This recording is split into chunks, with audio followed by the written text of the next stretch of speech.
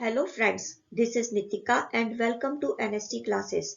आज हम इस वीडियो में एनसीईआरटी ज्योग्राफी क्लास 6 का चैप्टर 5 कंटिन्यू करेंगे, जो है major domains of the earth. अगर आपको वीडियो अच्छी लगे तो वीडियो को लाइक करें और शेयर करें, अपने विचार कमेंट करके बताएं, चैनल को सब्सक्राइब जरूर करें और नोटिफिकेशंस के लिए बेल आइकन प्रेस करना ना भूलें। आपको पता है कि हाइड्रोस्फीयर का मुख्य भाग कौन सा है? हाइड्रोस्फीयर का मुख्य भाग ओशंस है। They are all interconnected. ये हम पहले भी पढ़ चुके हैं कि सभी ओशंस आपस में जुड़े हुए हैं। हम जानते ही हैं कि समुद्र का पानी हमेशा गतिशील रहता है। समुद्र के पानी की 3 प्रमुख गतियां यानी मूवमेंट्स होती हैं, और वे 3 मूवमेंट्स हैं। फर्स्ट, द वेव्स यानी लहरें, सेकंड द टाइड्स यानी ज्वार, and third is ocean currents यानी महासागरीय धाराएं। 5 प्रमुख महासागर हैं। फर्स्ट, द पैसिफिक ओशन, प्रशांत महासागर। Second, the Atlantic Ocean, Atlantic महासागर। Third, the Indian Ocean, Hind महासागर। फोर्थ, द सदर्न ओशन, दक्षिणी महासागर। And fifth is the Arctic Ocean, Arctic महासागर। ये महासागर बड़े से छोटे के क्रम में है, यानी डिसेंडिंग ऑर्डर में है। सबसे बड़ा पैसिफिक ओशन, फिर अटलांटिक ओशन, फिर इंडियन ओशन, फिर सदर्न ओशन और सबसे छोटा आर्कटिक ओशन है। The Pacific ocean. The Pacific ocean is the largest ocean. आप इस मैप में देख सकते हैं कि पैसिफिक ओशन यानी प्रशांत महासागर सबसे बड़ा महासागर है। It is spread over 1/3 of the earth. Pacific Ocean पृथ्वी के 1/3 हिस्से में फैला हुआ है, यानी पृथ्वी के 3 हिस्सों में से एक पूरे हिस्से को पैसिफिक ओशन ने घेरा हुआ है। Mariana trench, the deepest part of the earth, lies in the Pacific ocean. ये हमने पहले भी पढ़ा था कि पृथ्वी का सबसे गहरा हिस्सा मारियाना ट्रेंच पैसिफिक ओशन में है। पैसिफिक ओशन की शेप सर्कुलर यानी गोलाकार होती है। Asia, Australia, north and south America surround it. World map में देखिए, पैसिफिक ओशन के आसपास एशिया, ऑस्ट्रेलिया, नॉर्थ अमेरिका और साउथ अमेरिका है। The Atlantic ocean. The Atlantic ocean is the second largest ocean in the world. Atlantic महासागर प्रशांत महासागर के बाद विश्व का दूसरा सबसे बड़ा महासागर है। It is S shaped. इसकी शेप एस आकार की होती है। It is flanked by the North and South America on the western side and Europe and Africa on the eastern side. Map में देखिए, अटलांटिक ओशन की पश्चिमी दिशा में नॉर्थ और साउथ अमेरिका है और इसकी पूर्वी दिशा में यूरोप और अफ्रीका है। The coastline of Atlantic Ocean is highly indented. इस महासागर की तटरेखा बहुत इंटेंटेड है। इंटेंट मतलब टेढ़ी मेढ़ी, और इंटेंटेड कोस्टलाइन ऐसी कोस्टलाइन होती है जो स्मूथ नहीं होती, जिसमें कट्स बने होते हैं, जिससे इनलैंड वाटरवेज यानी अंतर्देशीय जलमार्ग और खाड़ियों का निर्माण होता है। This irregular and intended coastline provides ideal location for natural harbours and ports. Atlantic ocean की अनियमित और इंटेंटेड कोस्टलाइन नेचुरल हार्बर्स और पोर्ट्स के लिए आदर्श स्थान प्रदान करती है। हम इस बात को ऐसे भी कह सकते हैं कि अटलांटिक ओशन की तटरेखा का एक ऐसा इंटेंट पैटर्न है जो इसे नेचुरल हार्बर्स यानी प्राकृतिक बंदरगाहों और पोर्ट्स के लिए बहुत उपयुक्त बनाता है। From the point of view of commerce, it is the busiest ocean. इस महासागर की कोस्ट लाइन में जो कट्स हैं वह भी गहरे होते हैं, जिससे पानी हार्बर के करीब आता है, जो जहाजों को एक बड़ा प्रवेश द्वार प्रदान करता है। इसलिए यह महासागर कमर्शियल पॉइंट ऑफ व्यू से सबसे व्यस्त महासागर है। The Indian ocean. 5 प्रमुख महासागरों में से एकमात्र महासागर जिसका नाम किसी देश के नाम पर रखा गया है वह है हिंद महासागर यानी इंडियन ओशन। इस ओशन का नाम इंडिया के नाम पर रखा गया है। इंडियन ओशन का नाम इंडिया के नाम पर इसलिए रखा गया है क्योंकि इंडिया इस ओशन के बिल्कुल ऊपर है और इंडिया की कोस्ट लाइन इंडियन ओशन के आसपास के देशों की कोस्ट लाइन की तुलना में लंबी है। The shape of ocean is almost triangular. Indian Ocean की शेप लगभग ट्रायंगुलर यानी त्रिभुजाकार है। In the north it is bound by Asia, in the west by Africa and in the east by Australia. आप इस मैप में देख सकते हैं कि इंडियन ओशन नॉर्थ में एशिया, वेस्ट में अफ्रीका और ईस्ट में ऑस्ट्रेलिया से घिरा हुआ है। The Southern Ocean. Southern Ocean Antarctica महाद्वीप को घेरे हुए है, इसलिए इस ओशन को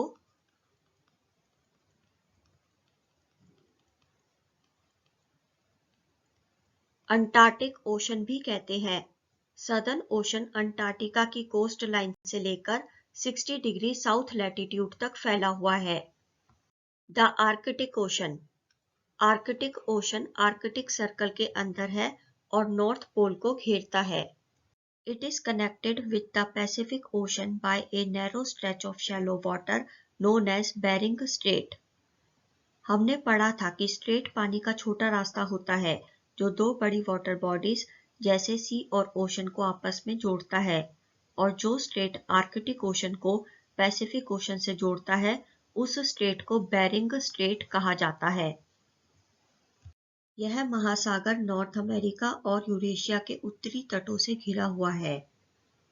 चलिए अब हम एटमॉस्फेयर के बारे में डिस्कस करते हैं। एटमॉस्फेयर यानी वायुमंडल। हमारी पृथ्वी के चारों ओर एक गैस की लेयर होती है, यानी पृथ्वी गैस की लेयर से ढकी हुई है और उस गैस की लेयर को एटमॉस्फेयर कहते हैं। पृथ्वी के चारों ओर जो हवा की परत है वह पृथ्वी का अभिन्न और महत्वपूर्ण पहलू है। पर यह हवा की परत पृथ्वी का महत्वपूर्ण पहलू क्यों है? वह इसलिए क्योंकि यह लेयर हमें ऐसी हवा प्रदान करती है जिसमें हम आसानी से सांस ले सकते हैं, और यह लेयर हमें सूर्य की किरणों के हानिकारक प्रभाव से भी बचाती है। एटमॉस्फेयर लगभग 1600 किलोमीटर की ऊंचाई तक फैला हुआ है। The atmosphere is divided into 5 layers based on। Atmosphere को 5 लेयर्स में विभाजित किया गया है। पर एटमॉस्फेयर को 5 लेयर्स में किस आधार पर विभाजित किया गया है? चलिए देखते हैं। फर्स्ट, कंपोजिशन यानी संरचना के आधार पर। सेकंड, टेम्परेचर यानी तापमान के आधार पर। And third is other properties, अन्य गुणों के आधार पर। ये लेयर अर्थ सरफेस से शुरू होती हैं। अर्थ सरफेस पर जो लेयर होती है उसे ट्रोपोस्फेयर कहते हैं। ट्रोपोस्फेयर के ऊपर की जो लेयर्स हैं वे हैं स्ट्रेटोस्फेयर, मेसोस्फेयर, थर्मोस्फेयर और लास्ट में जो सबसे ऊपर की लेयर है उसे एक्सोस्फेयर कहते हैं। एटमॉस्फेयर मुख्य रूप से दो गैसेस से बना है, नाइट्रोजन और ऑक्सीजन। ये दो गैसेस हवा को 99% तक साफ और शुष्क बनाती हैं। एटमॉस्फेयर में नाइट्रोजन 78% है, ऑक्सीजन 21% है और अन्य गैसेस जैसे कार्बन डाइऑक्साइड, आर्गन और दूसरी गैसेस मात्रा के हिसाब से 1% है। Oxygen is the breath of life while nitrogen helps in the growth of living organisms. Oxygen हमारे सांस लेने के लिए बहुत इंपॉर्टेंट है।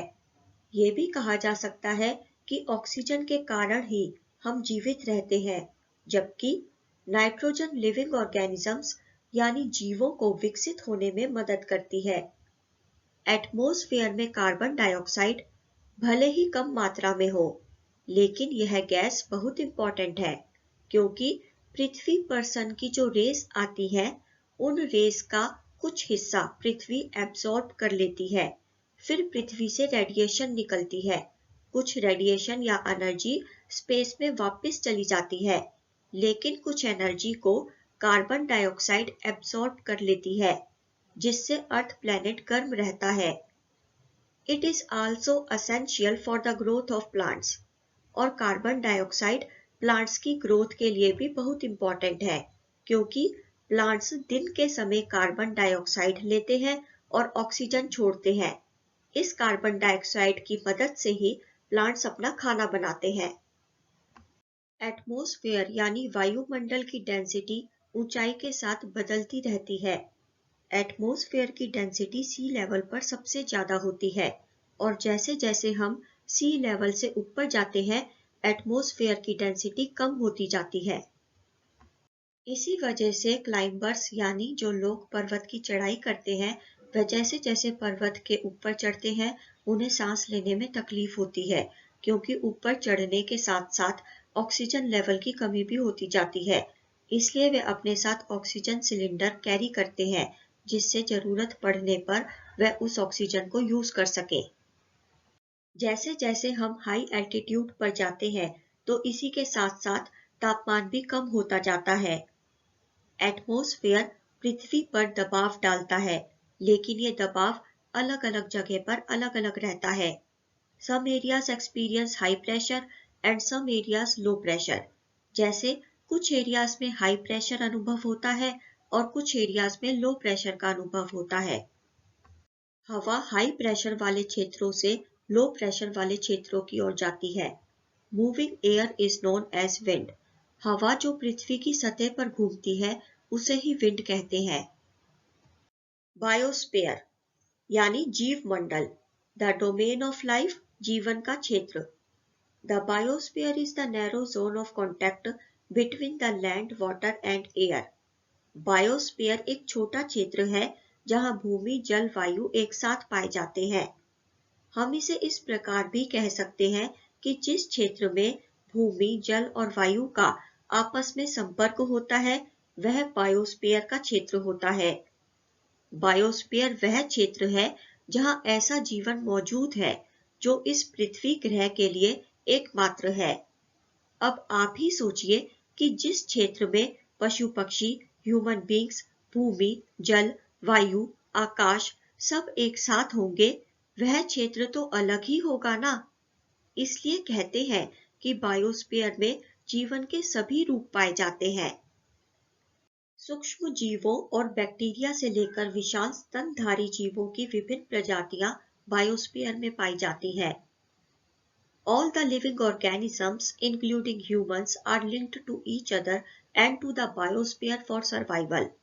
एक बात जानना बहुत जरूरी है कि मनुष्य और सभी जीव जीवित रहने के लिए एक दूसरे पर और जीव मंडल पर डिपेंडेंट है, क्योंकि मनुष्य जीवित रहने के लिए पेड़ पौधों और पशु पक्षियों को भोजन के रूप में उपयोग करते हैं, और सभी जीव भी जीवित रहने के लिए दूसरे जीवों को मारकर खाते हैं, और मनुष्य और सभी जीव जीवित रहने के लिए भूमि, जल, वायु, आकाश पर भी निर्भर है। बायोस्फीयर में ऑर्गेनिजम्स को दो पार्ट में विभाजित किया जा सकता है। First is the plant kingdom and second is the animal kingdom. तीनों डोमेन्स यानी लिथोस्फीयर, हाइड्रोस्फीयर एंड एटमॉस्फेयर आपस में इंटरैक्ट करते हैं और एक दूसरे को किसी न किसी तरह से प्रभावित करते हैं। फॉर एग्जाम्पल, अगर किसी को लकड़ी की जरूरत है तो वह जंगलों को काटकर लकड़ी ले लेगा, और अगर किसी को कृषि के लिए भूमि की जरूरत है तो वह खेती करने के लिए भूमि को साफ कर देगा। ये सब चीजें करने से पृथ्वी की सतह से मिट्टी उखड़ जाती है और अपनी जगह से हवा पानी द्वारा हट सकती है। जंगल काटकर लकड़ी लेना और खेती के लिए भूमि साफ करना, ये सब तो मनुष्य करता है और इससे भूमि में परिवर्तन आता ही है, लेकिन नेचुरल तरीके से भी पृथ्वी की सतह में परिवर्तन आ सकता है। फॉर एग्जाम्पल, भूकंप जैसी प्राकृतिक आपदाओं की वजह से पृथ्वी की सतह में परिवर्तन आ सकता है। यदि एक और एग्जाम्पल ले तो भूमि जल में भी डूब सकती है, जैसे सुनामी के मामले में हुआ था। अंडमान और निकोबार द्वीप समूह के कुछ हिस्से पानी में डूब गए थे।